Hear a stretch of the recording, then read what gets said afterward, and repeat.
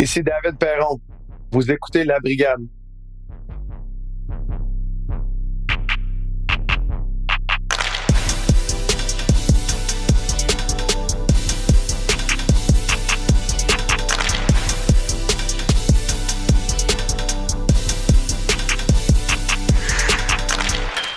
Salut à tous, bienvenue dans La Brigade, bienvenue dans votre Brigade, le seul podcast en français dédié aux sénateurs d'Ottawa. Mon nom est Pascal Villeneuve, accompagné aujourd'hui directement, non pas de son alma mater, mais de Alma Sater. On a JP Fortin avec nous. Salut JP. Salut Pascal. Je t'ai pris de court, je t'ai pris par surprise. Oui, Et je me demandais ce que t'en allais. également aujourd'hui, ben c'est tout. On n'a personne avec nous aujourd'hui. On a une brigade un peu modifiée. Il y a pas juste des blessés du côté des sénateurs, il y a des blessés du côté de la brigade aussi. Donc, vous allez devoir endurer JP Fortin puis moi aujourd'hui pour l'épisode au complet. Mais écoute, c'est un début excitant. La saison commence cette semaine. Je pense qu'on va avoir bien des affaires à jaser. Mais la poutine, faut pas oublier la poutine. C'est pas parce que c'est un environnement différent qu'il faut oublier nos racines. Donc, un peu de poutine interne avant de commencer. On veut vous rappeler que vous pouvez nous suivre sur X, Instagram, TikTok, YouTube ou La Brigade Pod. Tous les liens vont être dans la description de l'épisode. Et on vous invite à consulter le labrigadepodcast.ca pour avoir accès à tous nos épisodes depuis le début. Puis si jamais vous avez des commentaires, vous avez des questions, des suggestions de sujets que vous aimeriez qu'on parle, qu'on discute, qu'on débatte, qu'on s'obstine, ou si vous voulez avoir notre opinion sur quelque chose, même des suggestions d'invités, ça va nous faire plaisir. N'hésitez pas, contactez-nous dans tous les liens que je viens de vous nommer. JP, on est quoi aujourd'hui? On est le 6 octobre, lundi, Yes. Officiellement Lundi. cette semaine. Il y a du hockey des sénateurs. Pas de match hors concours, ça c'est fini, c'est assez. T'es assez On content. commence ça avec un voyage en Floride. On a commencé l'année passée contre les Panthers à la maison. Déjà là, on trouvait que c'était un gros défi. Cette année, on commence ça en Floride. J'ai hâte de voir. Moi, je trouve pas que c'est la meilleure façon de commencer l'année. Peut-être c'est la meilleure façon pour mettre l'équipe dans le bain puis tester tout de suite puis sortir toute la rouille qu'il peut avoir dans ces gars-là, mais ce sera pas facile au soleil. Non, effectivement, gros début de saison pour les Sens. Puis tu sais, on répète encore, puis on le dit à chaque année, mais les sénateurs ont toujours la difficulté. Octobre, novembre. Octobre, ça va pas pire. Octobre, ça va pas octobre, pire. ça va Ouais. moyennement. C'est novembre que. C'est là, novembre qui fait mal. Ouais, c'est ça. Puis dans un contexte que tout le monde souhaite que les sénateurs finissent top 3 dans la division. Je peux pas se permettre ça. Tu peux pas se permettre, exactement, comme tu dis, de commencer un début de saison lentement. Donc, dès le premier match, quand la rondelle tombe sur la patinoire, faut que tu sois en mode proactivité. Là. C'est genre, ça commence. Oui, parce que si tu regardes l'année passée, malheur, un mois de novembre, le moindrement correct, ou meilleur là, que ce qu'ils ont eu. Ça n'a pas été catastrophique comme les autres années, mais c'était pas fort. Non. Mais là, un mois de novembre un peu meilleur, puis ils l'ont peut-être, leur troisième place. Là. Exact. En tout cas, ils se battent un peu plus que ce qu'ils se sont battus l'année passée, donc c'est encourageant. Puis finalement, ça va être le match d'ouverture officiellement le 13 octobre contre Nashville, en après-midi, à 1h. Moi, je vais être là. Avec Stu, qui va être là aussi. Tout plein de monde qui vont être là. Si jamais vous entendez ça, vous allez être là, vous allez être présent. Faites-nous signe, envoyez-nous un X, envoyez-nous un message à quelque part. Souvent, Stu et moi, on essaye on passe un peu de temps dehors. Là. Il y a la tente avec la bière à 5$ puis les hot dogs à 2$. Là. En tout cas, tout est pas cher dans ce coin-là. Stu, pendant les séries l'année passée, je pense qu'il y avait 3 bières dans 2 mains. Là. Je me demande encore comment est-ce qu'il avait fait ça. Là, mais, un classique. Ouais. Fait que si vous voulez voir ça, là, dans le temps, on allait au cirque pour voir des femmes à barbe puis des hommes éléphants. Là, vous allez pouvoir venir voir Stu, l'homme qui jongle avec les canettes de bière. Parlant de canettes de bière puis d'alcool puis de brasse camarade puis de freak show, on a eu tout un freak show à Québec. C'est drôle parce que quand on a enregistré l'épisode, on se disait... Le dernier, on se disait, c'est une réussite. Le match contre New Jersey, ça a bien été. C'était super. Puis là arrive cette espèce de comme je l'ai dit, freak show contre le Canadien. C'était quelque chose à voir. C'était quelque chose à voir. Et tout ce qui en est découlé par la suite après ça, ça a été en marée sur les réseaux sociaux. On a insulté les fans du Canadien. Carrément. Pas à peu près. Carrément. Écoute, sur toutes les tribunes. Toutes les tribunes. Les sénateurs manquent de respect. Équipe de clowns, équipe d'organisation de clowns, équipe de losers. Tous les joueurs ont passé dans le tordeur. C'était non-stop à tous les jours et ça a duré quasiment une semaine. Là. Ah oui. Écoute, je pense que le compte Twitter ou X des sénateurs a probablement ramassé 50 000 nouveaux abonnés qui étaient le partisan des Canadiens, qui surveillaient chaque transaction, chaque joueur qui était monté, descendu, puis OK, ils l'ont monté pour le match, puis lui, ils l'ont descendu, puis lui, ils vont l'échanger, puis lui, j'étais comme, oh, les boys, merci de tout l'intérêt que vous démontrez envers les sénateurs. On va prendre l'engagement que ça donne sur les réseaux sociaux, puis tout ça, puis pas de problème, merci pour ça. Mais, on est même rendu avec des trolls, là. À chaque publication de Facebook ou ben Instagram qu'on a, il y a des partisans du Canadien qui viennent juste mettre de la merde dans la conversation. Ouais, puis je me suis amusé à aller en troller quelques-uns. Tu sais, je me suis. Ouais, t'as participé à ça, toi, ouais, ça me tentait. Des fois, c'est plus fort que nous autres, là. Ah. J'ai pris ta défense aussi sur un. Là. Ah, j'ai pas vu. Ouais, on peut le nommer. Michel Dupuis, là, j'ai répondu à ça. OK. Celui t'a dit pourquoi tu manques de respect ou c'est Fort qui a dit ça, non? C'est Fort qui a répondu. Moi, j'ai répondu c'est dommage de perdre comme une organisation contre une organisation. Ah oui, c'est vrai. Puis, c'est parce que Facebook, maintenant, quand il y a trop de commentaires, par défaut, il te met les commentaires les plus pertinents. Fait que des fois, ça en cache. Parce que des fois, je voyais des notifications et je n'étais pas capable d'aller les voir. Mais je me suis mis un règlement parce que je me suis mis une limite. Je vais intervenir puis je vais faire des commentaires seulement sur les publications qui viennent des sénateurs ou qui ont un rapport avec un compte des sénateurs. Je ne vais pas aller donner du engagement puis de la visibilité aux autres. Au contraire, je vais laisser les fans des Canadiens venir mousser les posts des sénateurs. Mais écoute, c'est de ma faute. Là. Moi qui pensais que je pouvais avoir une conversation rationnelle avec des arguments. Oublie ça. Puis, tu sais, moi, je fais une blague, tu sais, je dis juste, je fais comme si c'était un partisan des Canadiens qui dit « Hey, nous autres, on a les meilleurs goons de toute la ligue, on va péter tout le monde, on est plus fort. » Puis là, les sénateurs montent, font quelques call-ups, puis signent un goon. « Ah, les sénateurs, c'est une organisation de clowns. » Tu sais, je suis comme « OK, mais vous vantez, c'est correct si vous autres, vous avez... » Mais là, le monde me répond, puis dit « C'est pas vrai que vous avez le meilleur goon. » Puis je dis « Mais vous avez-tu lu au moins comme je veux bien m'ostiner avec vous autres, puis jaser avec vous autres, mais si vous lisez pas, puis ça donne rien, mais ça donne rien. Il n'y a rien à faire. Ça donne rien. Ça finit des insultes. Pour eux autres, les deux jacailles, c'est les deux merveilles du monde. C'est ça. Puis ils lisent pas, ils savent pas ce que tu as écrit, puis c'est juste de l'émotion. Mais c'est drôle, moi j'ai ri, ça n'a pas de bon sens. Mais ça va juste animer un peu plus, plus la rivalité entre les deux équipes. Là, ça va. Oui, parce que là, s'ils perdent, ils vont perdre contre une organisation de clowns. Là, c'est ça qui va être gênant, là, comme c'est arrivé samedi au Centre Bell.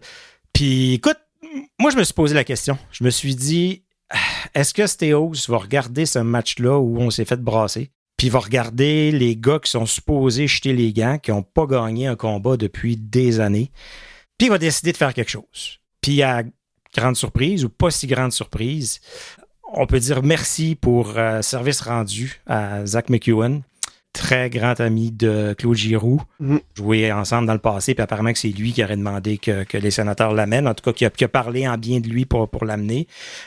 Mais malheureusement, que ce soit lui, que ce soit Austin Watson, je sais pas c'est quand, à part Brady, le dernier combat qui a été gagné par un gars qui est supposé...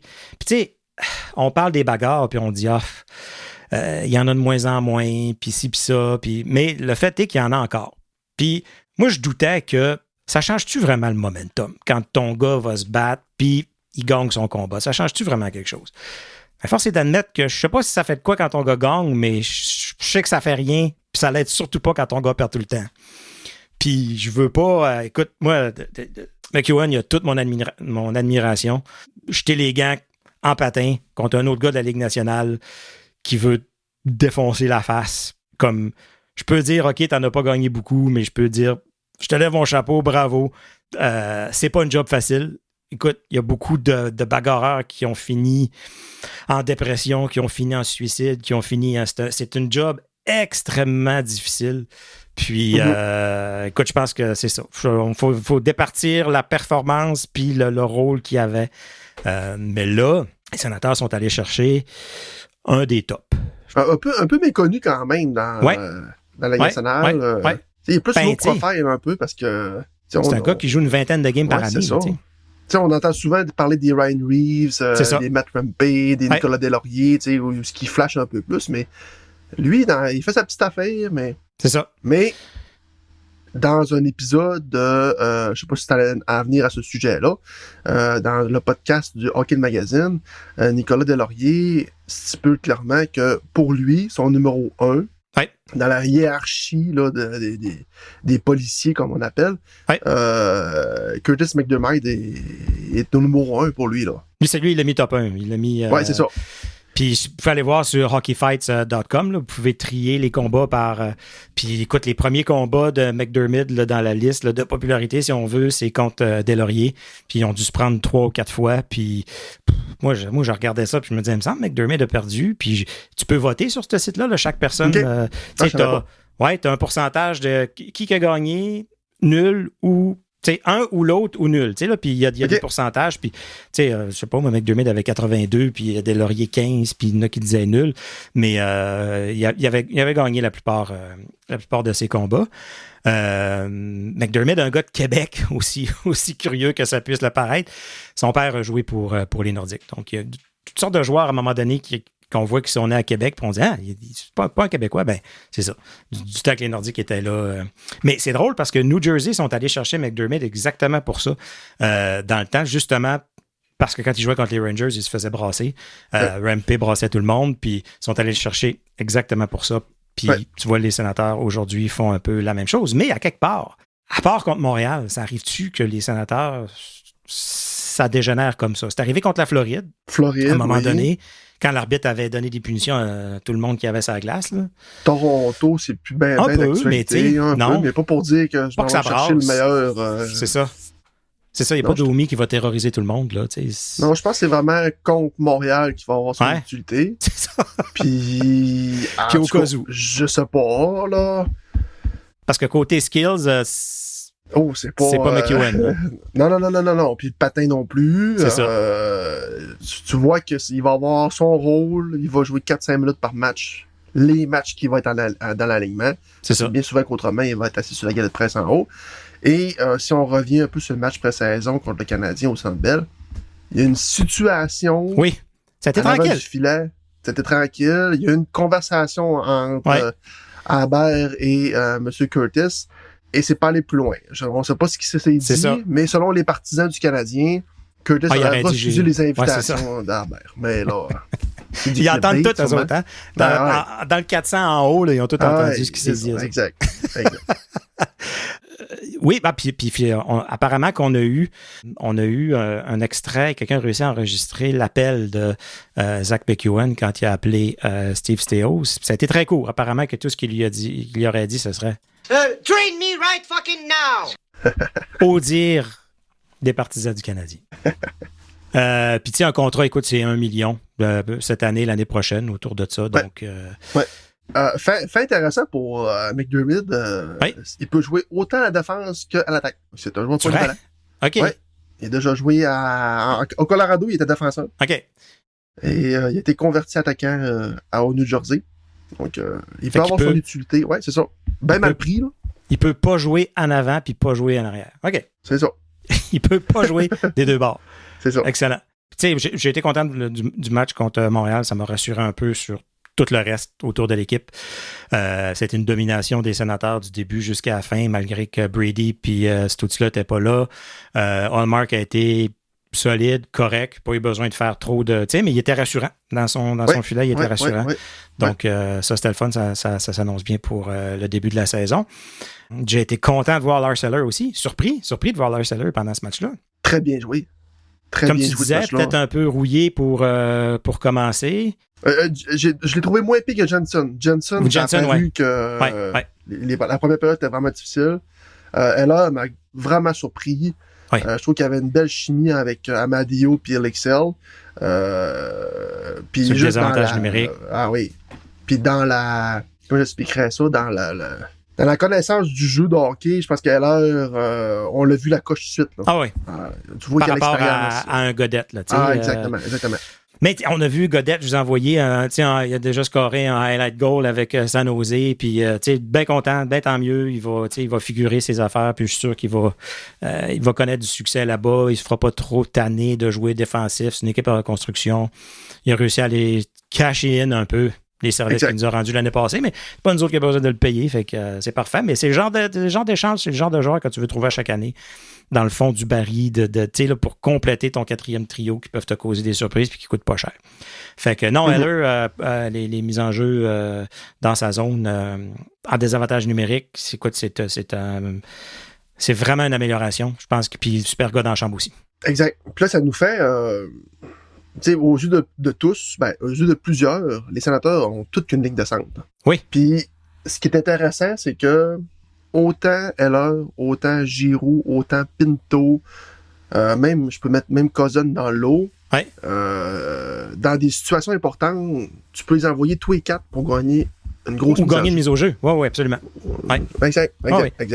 Puis tu peux envoyer Giroux pour une mise en jeu. Tu peux envoyer même Brady, peut y aller. Brady, tu trouves là. T'as des options en masse. Ouais, puis Jensen, j'étais surpris aussi. J'étais content de le voir. Lui, comme tu dis, ça a l'air d'être un peu plus difficile, mais espérons qu'il peut juste redevenir le joueur stable, parce que c'est pas facile ce qu'il s'est fait faire là, un resurfaçage. Là, de ce que j'ai entendu, certaines personnes qui s'en ont fait faire, ça se peut que ça pogne puis que ça soit correct, puis ça se peut que ça marche pas vraiment, tu sais. Fait que, espérons. Personne ne pensait qu'elle allait jouer même un match pré-saison. Non, c'est ça. Personne ne l'avait mis dans son line-up au début de la saison. Fait que... Oui. Eu le temps d'en avoir un, c'est super. Parce que là, c'est ça. Du côté des blessés, là, c'est Batherson puis Cleven qui ont été mis tous les deux sur la liste des blessés. Pas les blessés à long terme, donc c'est rassurant. Ça veut dire que c'est au moins 10 matchs et moins autour de ça. Ça va prendre justement... Content d'avoir Jensen dans l'alignement. Puis Batherson, ça fait plus mal un peu pour commencer la saison. Tu veux pas commencer, surtout les joueurs offensifs, tu veux pas commencer la saison en retard. C'est là que, tu sais, manquer le bon bout du camp d'entraînement, puis comme manquer le début de la saison, des fois, c'est long à rattraper. C'est là, l'équipe part, lui, il reste à Ottawa. Ça, c'est un peu plus tannant. Qui tu vois prendre sa place à gauche? C'est la deuxième. On peut revenir tantôt, on va checker le line-up tantôt complet. On va revenir tantôt, mais en tout cas, j'ai mon opinion, mais elle n'a pas été respectée par rapport à Travis. T'as pas écouté? Non? Oui, il n'a pas écouté. OK. Parce que là, ce que ça veut dire, c'est que on retourne à Belleville, Hallyday, Yannick, Lexel. Lexel a été remonté, c'est vrai. Là, c'est ça, oui. Kaliev, Thompson, Sogard, qui on s'attendait. Je ne sais pas qui va être le premier call-up, quel joueur, parce que je pense qu'on a vu quand même que... Je ne sais pas à quel point il faut croire les coachs quand ils nous disent les meilleurs joueurs vont faire l'équipe. T'sais. Ceux qui me donnent le meilleur camp vont faire l'équipe, puis à quel point, dans le fond, ils ont déjà leur idée. Mais dans le cas de l'Excel, je pense qu'on peut dire que c'est lui qui a donné le meilleur camp, qui a été le plus consistant, surprenant, puis qui... tu sais, Kaliev a montré des flashs, puis on a vu qu'est-ce qu'il est, là. C'est un shooter, c'est un lanceur, bon tir sur réception, puis offensivement, le reste, c'est à travailler. Oui, tu sais, on se le cachera pas.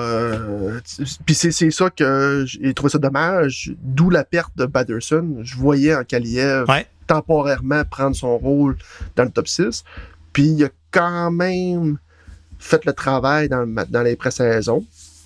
Parce que lui, avec l'Excel, ont joué 6 matchs sur 7 dans la pré-saison. Ils ont eu de la vitrine en masse. Donc, je croyais d'emblée, avec cette vitrine-là, de l'avoir évalué pendant 6 matchs. Je pensais qu'elle allait le garder dans la formation. Puis surtout que la blessure de Batherson, moi, Kaliev, je l'avais gardé en haut. Puis l'Excel, c'est un joueur un peu méconnu. On se souvient tout au 1er juillet, Steve Théo qui avait signé, va remplir un chandail à Belleville. Pis tout. Mais, je vois un peu le même style que Matthew Highmore. OK. Ouais. Avec le même numéro. Ouais, en plus. Drôle d'adon. Ouais. Mais je pense qu'il y avait un talent offensif plus que Highmore. OK. Ouais. OK. C'est ce que je vois de Highmore, c'était pas C'est pas ton préféré? C'était pas exceptionnel offensivement, mais écoute, il n'était pas là pour ça non plus. Là. Avant de continuer, je veux juste segment partenaire, je vais vous parler de Smart Cycle, ma compagnie qui rachète de l'électronique. Si vous avez un iPhone, un iPad, un MacBook, PlayStation, Xbox, des lunettes de VR, mais c'est surtout les téléphones. Je pense que surtout que l'iPhone 17 vient de sortir, 17 Air, 17 Pro Max, tout le kit. Vous avez changé, vous avez votre vieux téléphone, vous ne savez pas quoi faire avec. Ça ne vous tente pas de mettre ça à vendre sur Marketplace puis vous faire poser 56 questions puis vous faire donner rendez-vous à quelque part dans un parc où il fait noir puis vous faire sauter dessus puis vous faire voler votre téléphone. Dans le fond, vous pouvez m'écrire. Vous allez trouver dans labrigadepodcast.ca, vous allez trouver le lien. Puis dans les liens de l'épisode aussi, vous cliquez sur Smart Cycle. Ça va vous amener sur mon site web. Vous m'écrivez. Vous me dites que vous venez de la brigade. Puis vous me dites qu'est-ce que vous avez. Votre téléphone, il peut être craqué. Il peut avoir une caméra brisée. Il peut avoir j'achète en bon état puis craqué, brisé aussi. Je vais évaluer n'importe quel produit que vous avez. Je vous fais une offre, puis si on s'entend, on se rencontre, je vous paye comptant la journée même. Puis les profits réalisés vont aller directement dans la brigade. Ce qui veut dire, par contre, que Yakimchuk descend à Belleville. Je pense que c'est la bonne décision. Je pense aussi. Surtout quand tu vois un peu là, la profondeur à Belleville, autant l'attaque qu'à la défensive, c'est pas du luxe. Donc, avoir un Yakimchuk qui va aller jouer autant d'avantages numériques, autant des avantages numériques, autant à 5 contre 5, autant dans les minutes importantes, qui prennent du bagage, c'est pas une mauvaise idée. Puis voire même qu'on pourrait le rappeler à quelques reprises au courant de la saison, mais puis s'il reste à Belleville toute l'année, pas pire que ça. Vas-y, va à Belleville. Tu arrives du junior, tu as joué 2 ans junior. Le professionnel, jouer dans le pro, c'est jouer dans le pro. Puis il faut que tu l'apprennes. Puis ça s'apprend pas. Moi, je trouve que c'est pas la place pour apprendre le pro dans la Ligue nationale. On a la Ligue américaine pour ça. On lui a demandé de travailler des choses l'année passée. Il semble les avoir travaillées. C'était une année un peu moins offensive que dans le passé. Mais à travailler d'autres choses, là, il va aller apprendre d'autres choses à Belleville. Pour un défenseur surtout, à moins d'un joueur exceptionnel. Écoute, Erik Karlsson a passé du temps à Belleville. Fait que moi, j'ai aucun problème. Si dans le fond, tu as tellement besoin d'un joueur de 19 ans dans ton line-up, il y a peut-être un problème. Il y a peut-être un problème avec ton line-up que tu n'as pas adressé comme il faut. Je suis convaincu que si on pense là, au plancher de Yakimchuk, ça va être un très bon joueur dans la Ligue nationale pour longtemps. Qu'est-ce qu'on a à gagner de l'amener tout de suite? Absolument rien. On a juste à gagner, à le laisser prendre de la maturité, puis à le laisser... Il a commencé à grossir un peu, puis c'est un peu un grand mec. Il a commencé... Fait que laissons-le maturer, devenir un peu plus un homme, puis mériter après ça sa présence dans l'équipe, puis au camp. Moi, je suis d'avis. Moi, j'aime mieux les avoir trop mûrs que trop verts. Fait que, c'était de toute manière, un gars de même, tu veux pas l'avoir sur ta 3e paire. Ben non, ça donne rien. Donc, d'emblée, faut que tu donnes des minutes assez importantes. Fait que là, dans ce temps-là, tu tasses Jensen ou Zou. Ouais. Tu le mets en exposition aussi de le mettre à ton top 4 là, à cet âge-là.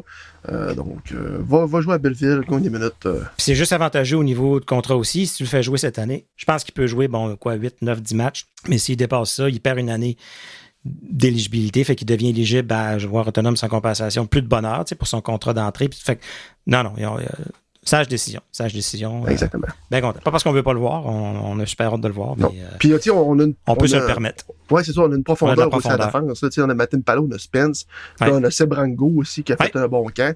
Puis on a vu qu'il est capable de jouer NHL. Donc, j'ai bien hâte.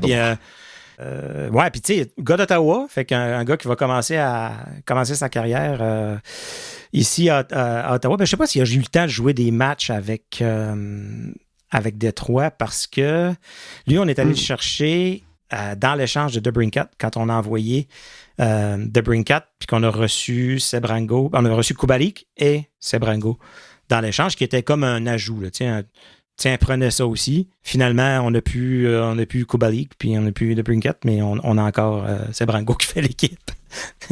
Pas pire pareil. Parlant de gars d'Ottawa, ça fait le tour un peu des nouvelles sénateurs. Juste quelques petites nouvelles un peu plus dans le domaine des médias. Parlant d'un défenseur d'Ottawa qui a joué une bonne partie de sa carrière, Marc Method, qui apparemment que son contrat est terminé avec TSN. je sais pas qu'est-ce qui s'est passé. Moi, c'était un de ceux que j'aimais le plus, là. J'étais tout le temps surpris à quel point, tu sais, des fois, quand tu allais au match des Sénateurs, puis quand tu te promènes, tu peux voir le bout de TSN, puis tout à concentré, tout à sur ses feuilles, tu voyais qu'il arrivait préparé. Il donnait un show, là, sans être le Piqué Souban qui essaye de vraiment faire des étincelles. Il donnait un show, mais des opinions, puis c'était toujours intéressant de l'entendre. Ça serait terminé. Fait qu'on n'a pas su qui est parti. Je sais que Marc Méthode sur les médias sociaux n'a pas la langue dans sa poche. Je sais qu'il s'y est pris quelques fois avec des fans. Est-ce que les gens de TSN puis les gens des médias maintenant puis de Bell qui ont peur de tout, qu'est-ce que le monde dit puis qu'est-ce qui peut se dire ces médias sociaux puis ils ont la cancellation des fois facile. Je sais pas. Je me prononce là, mais... Est-ce qu'on sait où est-ce qu'il s'en va? Est-ce qu'il continue son côté médiatique? Il s'en va dans lui, je me rappelle plus dans quelle banlieue d'Ottawa qu'il reste, là, mais il est quasiment une ferme là, où ski, là. D'après moi. Tu sais, ça s'est mal fini avec Brent Wallace là, à Coming in Hot, dans le temps que c'était Wally and Method. Là, ça se termine aussi. J'ai l'impression que c'est le genre de gars que tu peux pas lui dire « Hey, Marc, peux-tu dire plus ci ou plus ça? » Ou lui, c'est comme « Non, moi, je vais dire ce que je veux, puis si vous n'êtes pas content, ben trouvez-vous quelqu'un d'autre. » Parce que pour moi, c'était ça le trio. Là. C'était Kenzie Lalonde, Marc Méthode, puis Claire Hanna, quand j'avais les trois dans une émission sur TSN. J'étais content. Beaucoup plus que Pierre Roux à RDS, mais ça... On serait prêts à le prendre, nous autres, au balotage demain, Marc Méthode? On devrait tirer une ligne à l'eau. On a essayé. Il dit que son français n'est pas assez bon. Moi, je pense qu'il serait capable. Ah oui. S'il vient tous les semaines, il va s'améliorer, puis il va juste être meilleur. Là.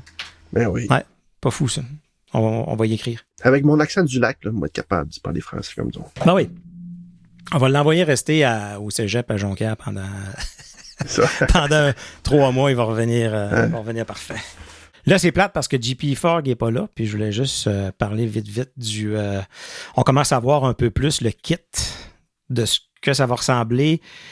Les pantalons, les gants, tout ça, avec le chandail, puis de ce que ça va ressembler ça à la glace. Tu sais, on a vu, je pense que c'était Cleven, je pense, qu'on a vu avec tout l'équipement. Chabot aussi, on a vu Ketchup aussi.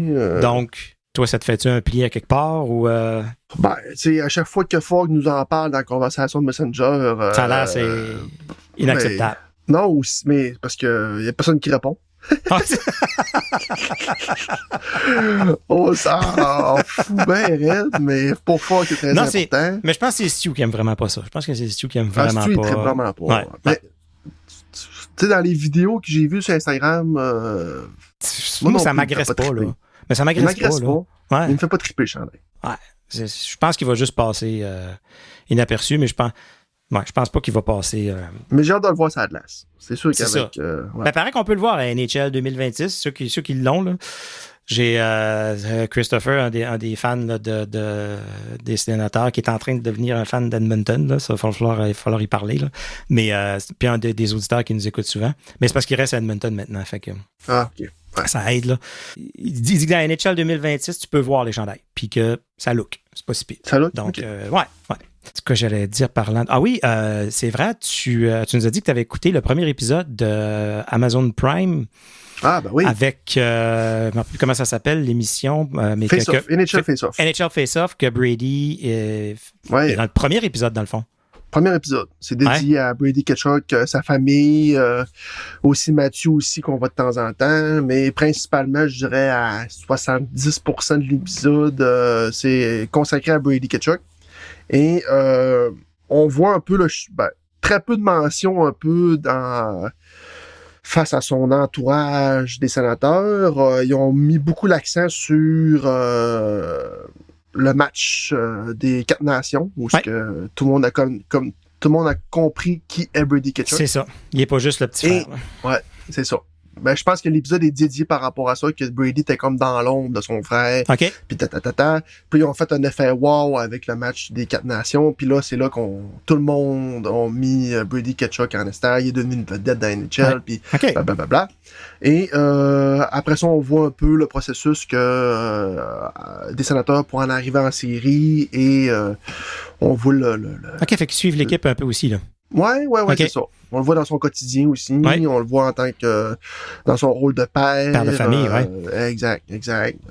Puis son père, il disait dans l'épisode que entre ses deux fils, Brady, c'est lui qui a le plus grand cœur, il est tout le temps au soin de sa famille, prend des nouvelles de sa famille, contrairement à Matthew qui est moins qui est familial, mais a moins grand cœur que Brady. Donc, mais tu réalises dans cet épisode-là que on est chanceux d'avoir ce gars-là.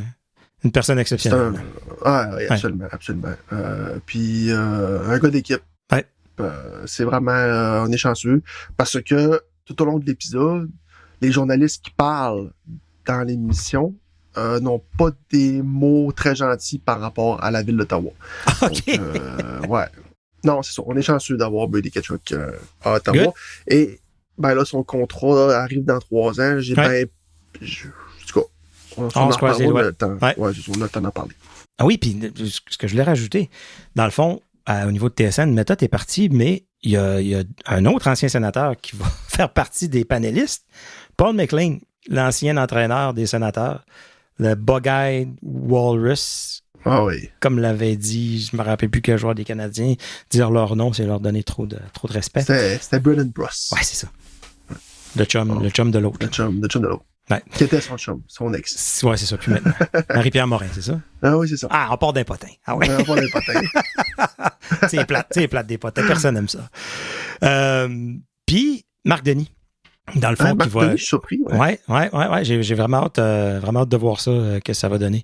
Et by the way, Marc Denis est un grand fan de Jake Sanderson. Ah, écoute. À chaque fois qu'il voit Jake Sanderson jouer contre le Canadien, il martèle les compliments, il martèle que c'est un excellent défenseur, il martèle que c'est un défenseur exceptionnel, mobilité incroyable, il capote dessus, ben raide. C'était la même chose à TSN.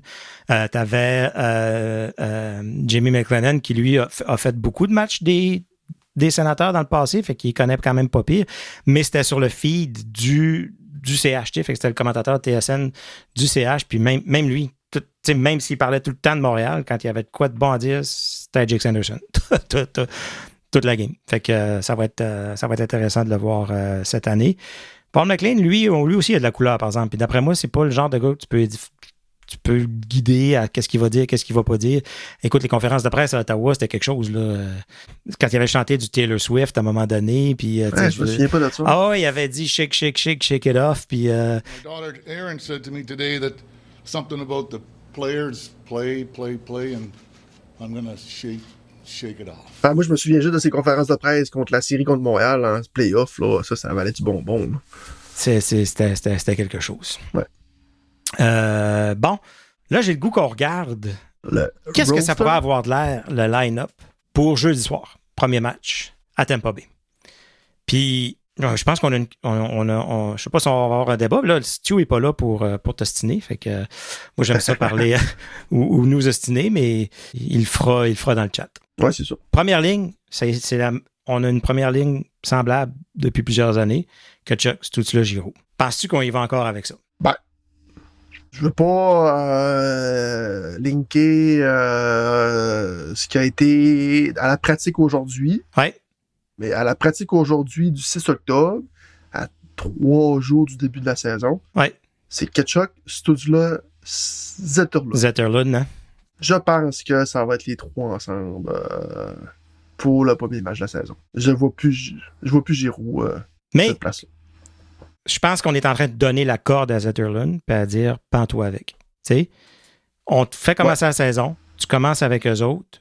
OK, l'année passée, tu étais à 4, OK, on comprend tout ça.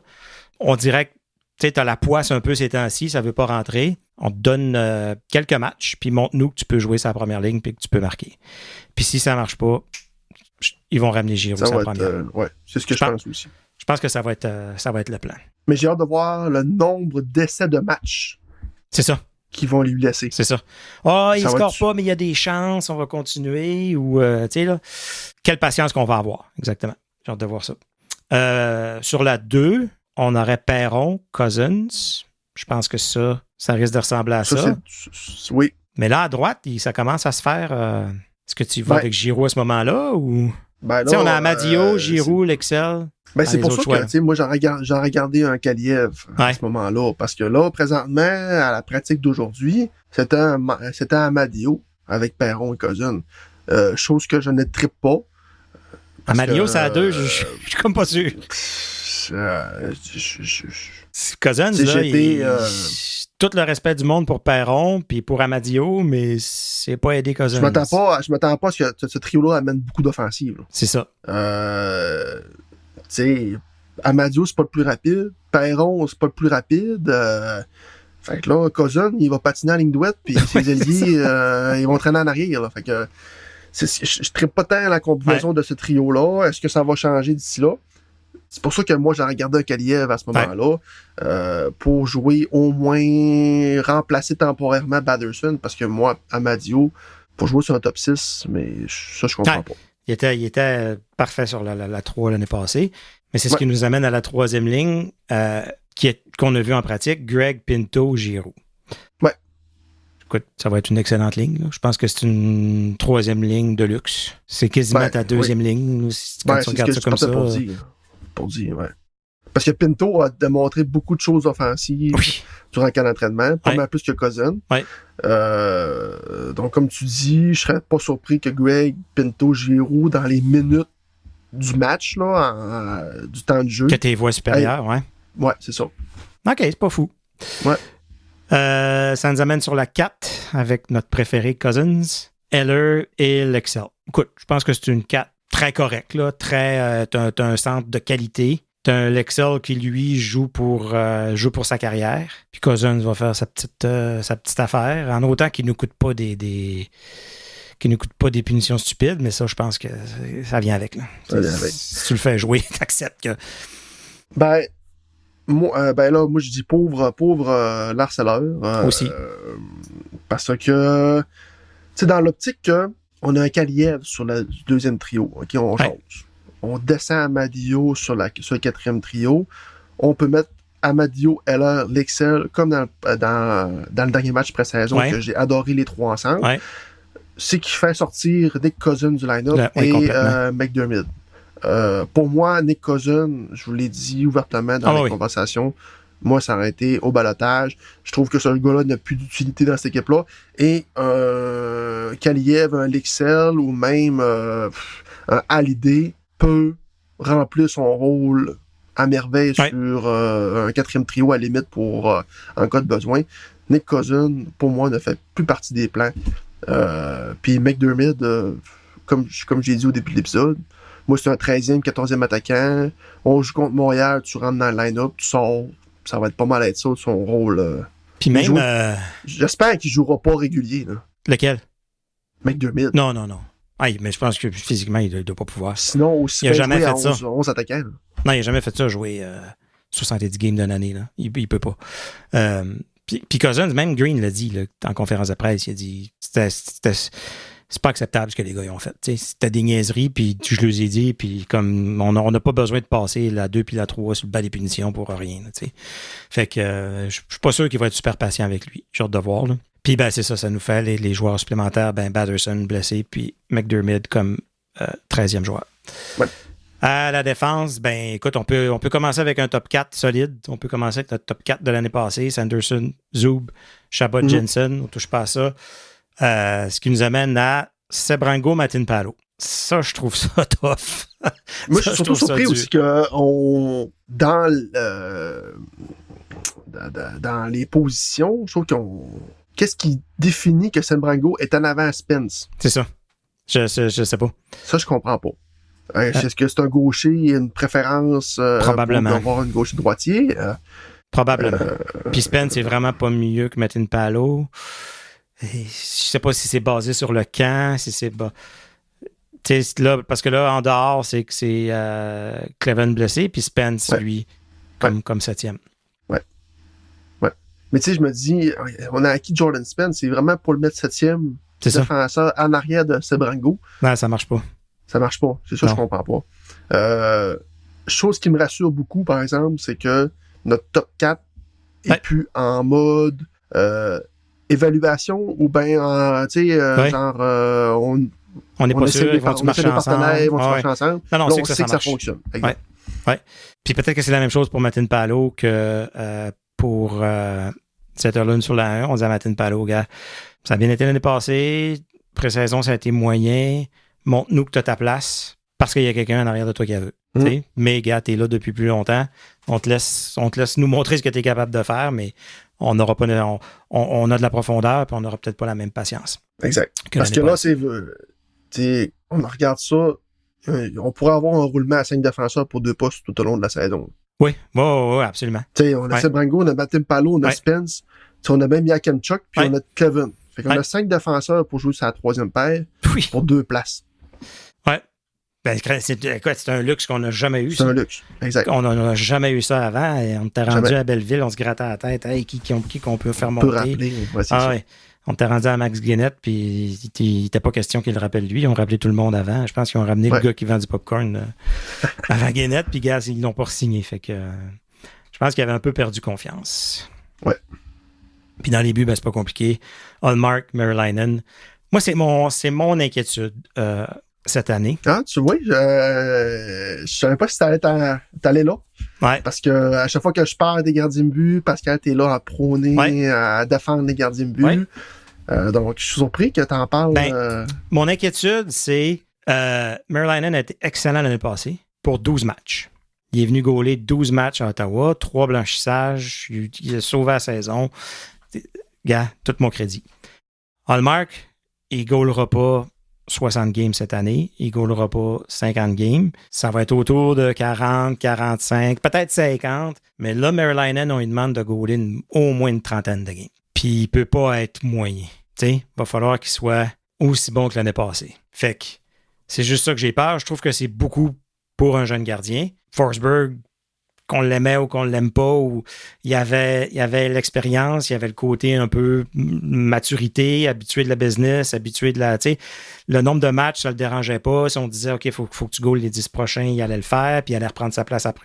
Tu sais, je trouve que c'est un vétéran, un jeune. Écoute, peut-être que je suis complètement à côté de la track, puis Merlainen va être excellent comme l'année passée, puis il va même pousser Ullmark à goaler plus de matchs que prévu. Mais ça me laisse quand même un doute. C'est pas compliqué, Pascal. Si on veut une équipe en série, et dans l'optique que Merlainen va garder des buts une trentaine de matchs, c'est minimum 16 à 17 victoires qu'on lui demande. Oui. Absolument. Ouais. Sinon, les sénateurs sont pas en série. Merlainen, c'est quel âge, ça? 23 ans. OK, fait qu'il y a 23 ans. C'est plus jeune. C'est plus un jeune, mais il y a quand même juste... Il n'y a pas beaucoup de matchs dans la ligue d'expérience. Tu sais, si tu m'avais dit Ullmark, c'est un goaler qui va chercher 60 matchs par année, je serais plus à l'aise. Ouais. Mais c'est pas le cas. S'il est en santé, ça va être, mettons 50, au max. Ouais. Puis tu sais, est-ce qu'on va être tant patient avec Merlainen aussi? Si la chaîne débarque après ses 5-6 premiers départs, est-ce qu'on va dire, regarde, mon homme, il y a un contrat, un volet, est-ce qu'on va rappeler Matsugard? C'est ça. Puis là, là, tu tombes dans les... c'est quoi? C'est Jackson Parson. Hunter Shepard. Hunter Shepard. Nature un peu. C'est ça. C'est peut-être là qu'on a moins de profondeur. Lucas Beckman, on va pas aller le chercher non, avec Homo. Non. On va le laisser à Beckman. Bon, fait que je pense que ça fait le tour. Excité, j'ai hâte. Enfin, fini. Les matchs hors concours, fini. C'est assez, là.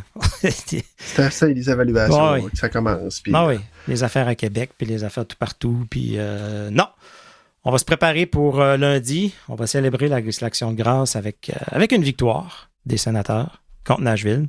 On va commencer par 2 victoires en Floride. Aussi. Puis après ça, on ajoutera une nouvelle lundi durant l'Action de grâce. Exact. Donc, JP, je te souhaite une bonne semaine. Puis on se reparle idéalement avec tout le monde la semaine prochaine.